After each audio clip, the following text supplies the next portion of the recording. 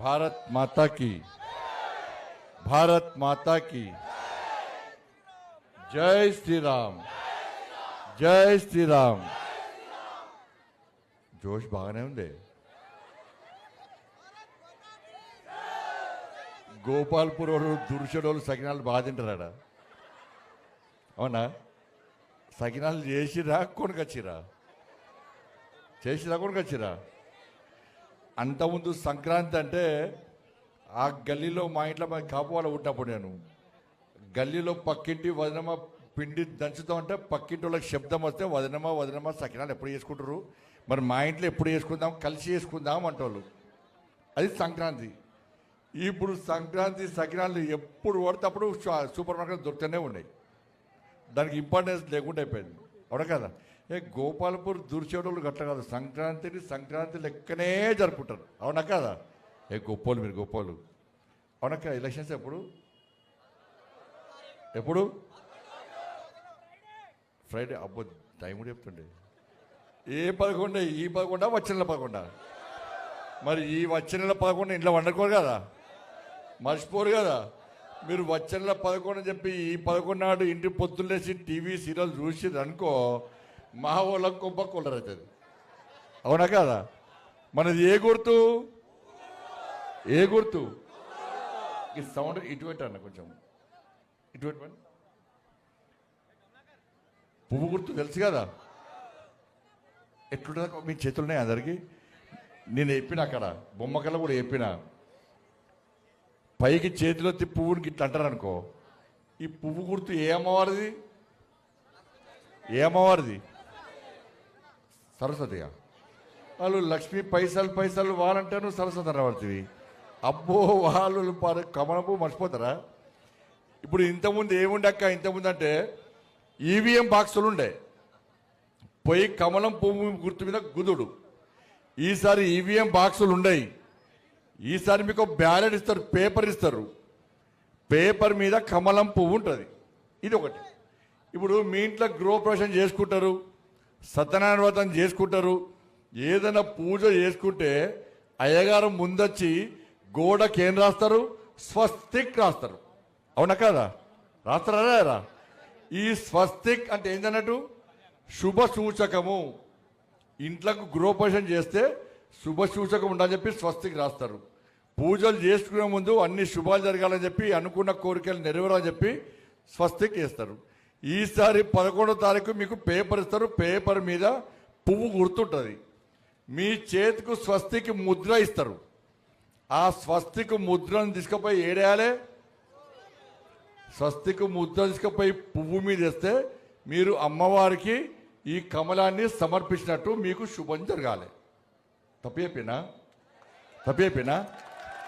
ఇప్పుడు కమలం గుర్తియా, కమలాన్ని చూపెట్టాలి. దీని ఆడ ఎప్పొచ్చిన బొమ్మకలలో బ్యాంకుల వాళ్ళ త్రిజోర్లో మొత్తం పైసలు పడ్డాయట. ఇప్పుడు చేతులను పైకెత్తి కమలం ఇట్లా అంటాను అనుకో, ఇట్లా అంటే రేవంత్ రెడ్డి పైసలను, కేసీఆర్ పైసలు అన్నీ వచ్చి మీ త్రిజోర్లో మేము బెబ్బీరు వలబడతాయి. ఇట్లా అనరనుకో, మీ పైసలన్నీ తీసుకొచ్చి నాకు వండబడతాయి. పడనాయా? చేతులు ఎత్తురు సార్, ఎత్తురు పైసలు వస్తాయి. పైసలు ఏం గుర్తు? నీ అకౌంట్లో పైసలు నాకు వస్తాక ఎత్తు చేతు వల్ల. ఏం గుర్తు? ఏం గుర్తు? అదే పైసలు వద్దా? ఏం గుర్తు? పక్కా కదా?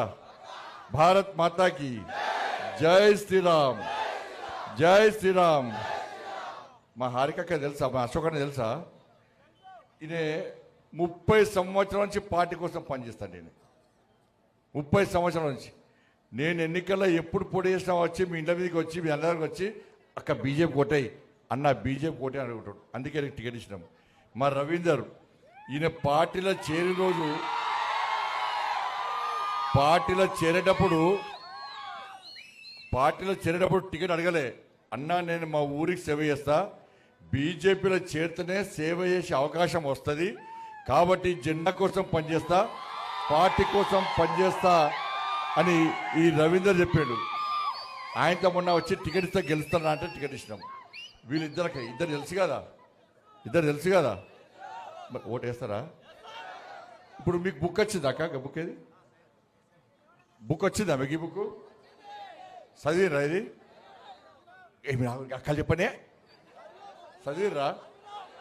అక్క చదివిర్రా? చదవలే మరి ఈ బుక్ ఎందుకు ఇస్తాం మరి? అక్క చదవలేరు అక్క. ఇట్లా అంటుంది మరి. అంటే సగం చదివినట్టు నువ్వు. ఇట్లా అంటే మొత్తం చదివినట్టు, ఇట్లా అంటే సగం చదివినట్టు, మిగతా చదువు అక్క మొత్తం. దీనిలో మీరు నన్ను ఎంపీ గెలిపించినాక ఏమైందంటే మా మోడీ గారు ఏం చేశారు, నాకు కేంద్ర మంత్రి ఇచ్చారక్క. కేంద్ర మంత్రి ఇస్తే కరీంనగర్కు 1400 కోట్ల రూపాయలు పట్టుకొచ్చిన. 1400 కోట్ల రూపాయలు ఏం పట్టుకొచ్చినా, దేని పట్టుకొచ్చినా ఈ బుక్ ఇచ్చిన. ఇవన్నీ ఫోటోలు ఉన్నాయి, బుక్ ఉన్నాయి. ఇది తప్పైతే బీఆర్ఎస్ వాళ్ళు కాంగ్రెస్ వాళ్ళ మీద కేసు పెడతారు. మరి వాళ్ళు ఏమంటారు నేను రేవంత్ రెడ్డి సార్ బండి సంజయ్ నయా పైసా తెలియదట. నేను మరి తెచ్చింది వాళ్ళు మోడీ గారు ఇచ్చినాక పైసలు.